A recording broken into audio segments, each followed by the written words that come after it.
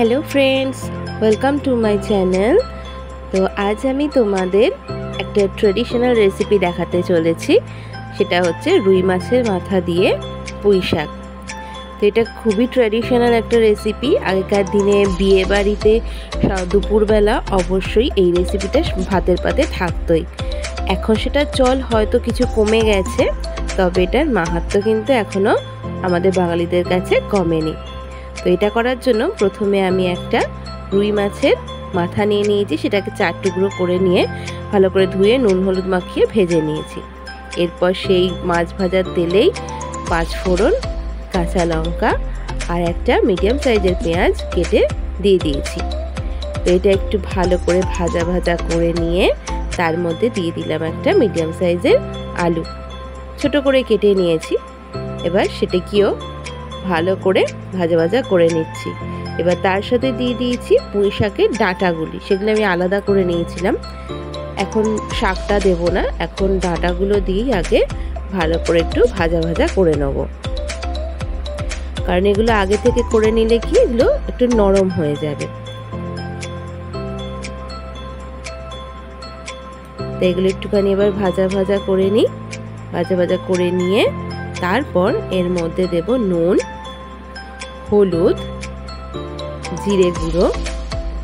এবার এই মশলাগুলো দিয়েও আবার এটাকে ভালো করে নেড়ে নেব।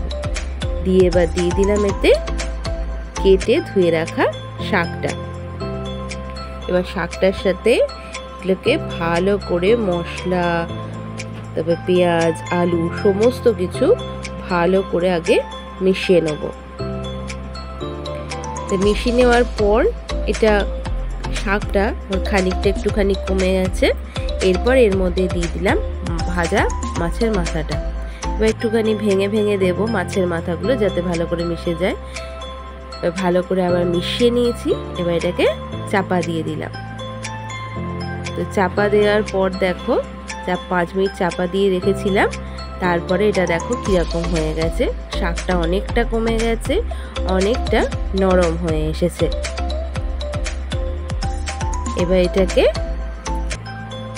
আরেকবার ভালো করে নাড়াচাড়া করে নিয়ে এর মধ্যে দিয়ে দিলাম 1/4 কাপ জল। একটু কম করে জল দিলাম, কারণ শাক থেকে এমনি জল বের হয়।